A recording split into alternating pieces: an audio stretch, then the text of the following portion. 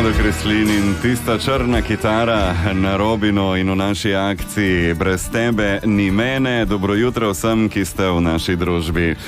V tem trenutku smo uživo tudi na našem Facebook profilu Radio Robin in kličemo dobro jutro Vladu Kreslinu. Vlada, dobro jutro. Zdravljen. Dobro jutro, živijo. Živijo. En lep čas ni bilo možno z Goričkega v Piranju. Skoraj kazalo, da bo samo še iz kuhne v dnevno, ne? Se mi zdi meni. Je, res je, ampak zdaj pa bo. Bo, ne? Vlado, kako si, kako je na drugem koncu Slovenije? Mislim, vredo, ne? Kak pravi moj oče pravi, pomisli bo, pravi, razmeram primerno. Dober odgovor. Ja. Vlado. Poma pa še enega. Ja. In letem primerno. Tudi počasi. Vlado, družabna omrežja, Zoomi, spletni koncerti in podobno. Ena nova dimenzija je to vse skupaj. Kaj rečeš, nujno zlo ali nekaj, kar ima potencial? Seveda, če nisi v to prisiljen. Ja, zdaj ene teorije so, da bo nekaj tega tudi ostalo. Ne? Zdaj moramo pa vedeti, da smo se že malo nasitili tega. Ne? Zdaj, tudi mi smo naredili ta koncert. Ne? Ja. Na mesto, ko nam je propadel Cankarjev dom in pol smo naredili enega tolažilnega 8. februarja. Ne? Ja, za kulturni praznik. Moram res lep koncert in vse, fajn. Mislim, dosti boljše, kot sem mislil. Sem cvikal za neko, da to ni to. Ampak je bilo v redu. Je pa res, da ne moreš samo to gledati, ne? Da boš pa zdaj samo to bulo v te ekrane, to pa ne gre. Ne gre, ne. Ja. Smo dobili eno pogled v prihodnost, recimo, kako bi znalo vse skupaj izgledati tam 2050, recimo. Ja, grozljivo, ja. Vlado, kako so minili meseci brez nastopov, druženj in podobnega? Ja, kaj pa vem, mislim, to tako... kompleksno, ne? Dobro in slabo. Ne? Zdaj, glede na to, da dejansko nismo mogli igrati vsi glasbeniki, to je absolutno bilo slabo. Ne? Ja. Zdaj vidim, da ogromno muzikantov je to izkoristilo, vidim, da je ogromno nove muzike v Sloveniji, ne? In tudi po svetu, seveda. Da so ogromno snemali, eni so imeli več tle, neke notranje spodbude, ene je to spodbujalo, ene je bolj deprimiralo, ne? Jaz sem bil nekje na sredi, nisem glih, ne vem, kaj nove plate naredil, kaj takega, ne? Ja. Nekaj komadov smo posneli, par videospotov in tak. Malo sem sodeloval s kom in to, ne? Drugače sem pa jaz bolj, kaj povem, bolj knjige, vrt, filme, par dobrih nadaljevanj sem si ogledal in posnel sem tistih 50 pesmi na balkonu, tam aprila, maja. To sem hotel vprašati, koliko jih je bilo teh nastopov na balkonu, jih je bilo kar precej, ne? 50, ja, 50. Tako da, mislim, bilo je mislim, sveda, videli smo svet, kot ga še nikoli nismo videli, ne, doživeli smo pač in upamo, da nikdar več, ne, sveda. Ja. Ti, če te smem prositi, če imaš kitaro, ki je blizu, s katero svojo skladbo, recimo, bi najbolje opisal trenutno oziroma minulo situacijo?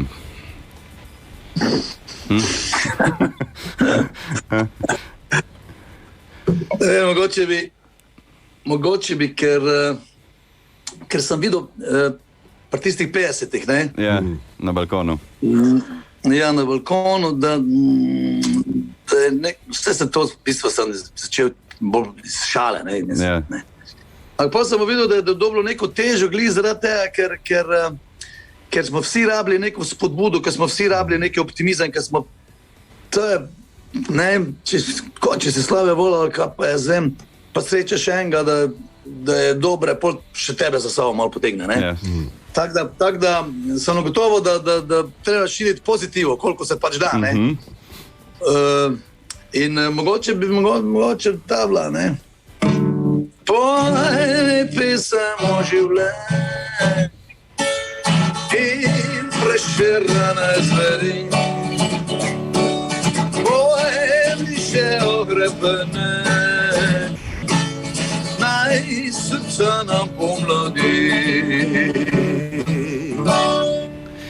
Pač življenje, krepenenje, te reči, ne. In ostanemo pozitivni naprej, ne?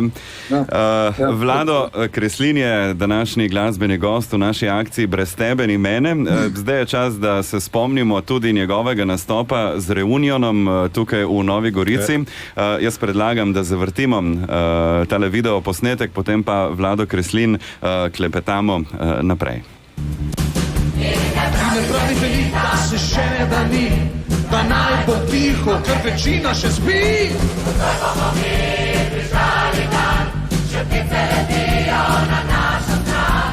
In če ti zvezda več ne gori, prižgemo ti majhno iskro v oči. Zdaj bomo mi prižgali dan, če ptice letijo na našo stran. In če ti zvezda več ne gori, prižgemo ti majhno iskro v oči.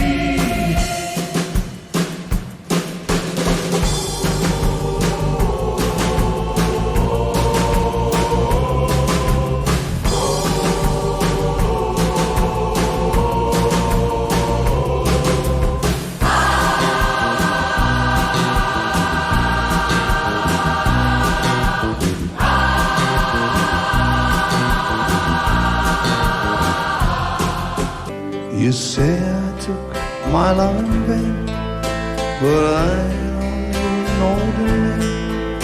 But even if I did, what is it to you? There's a blaze of light in every word. It doesn't matter which you heard. The holy or the broken, hallelujah.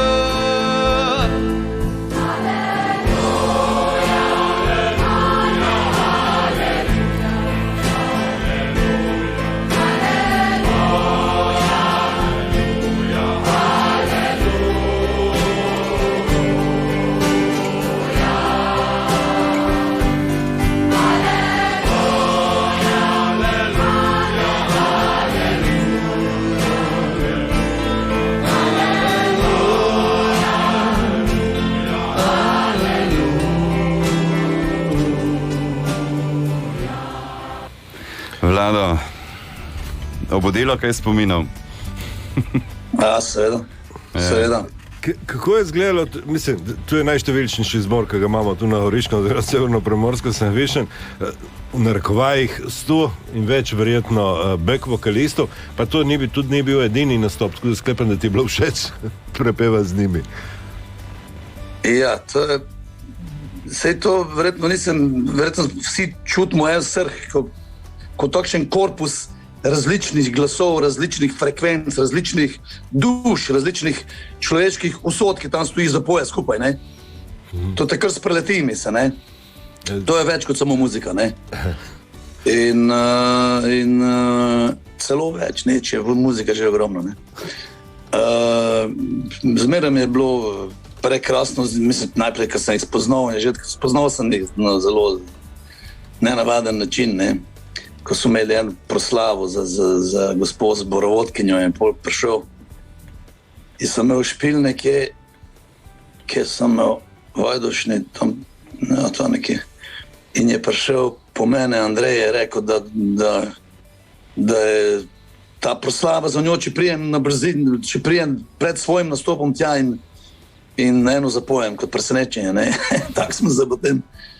Tako smo se spajdašili, združili in so imeli eno par nastopov skupaj, ki so bili vsi kar precej pretresljivi in odlični.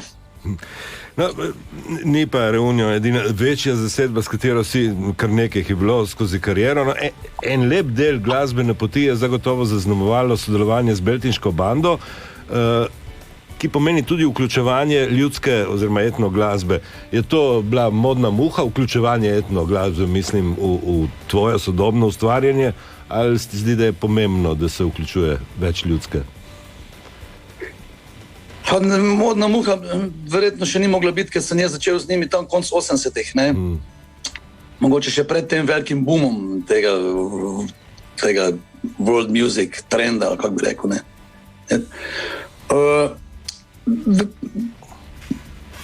Pogojevalo je temu verjetno to, da so ti gospodje, to se pravi, govorimo o tej beltiški bandi, to so bili ljudski godci, plus en, ki je bil kavarniški glasbenik, to je bil Miško Baranja, cimbalist.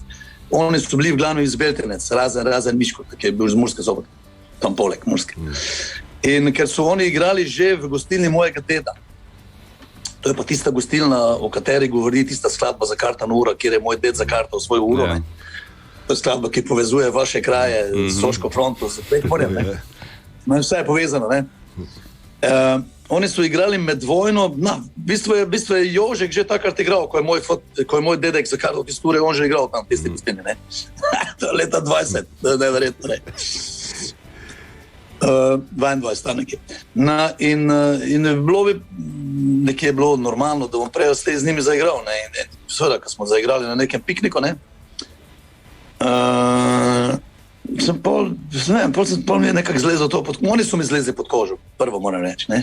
Muzika, tisto isto, se je tako poznal, mislim, te sotiše, te prekmorske, ljudske plese in to, ker sem ni tako pri folklori plesal že v osnovni šoli in to, In logično je bilo, da smo najprej smo se hecali, najprej smo posneli 2 pesmi, ki sta bile nezaželjene v tistih časih, ki so zmeraj, 2 pesmi, ki so zmeraj zaigrali Cigani, ko so prišli k nam domov igrati. Ena je bila ta Gloomy Sunday od Billie Holiday, se pravi srpska tužna nedelja, mađarska Somor Vašarna, ki sem jaz pol prevedel v Bela nedelja, ena je bila pa Lili Marlen.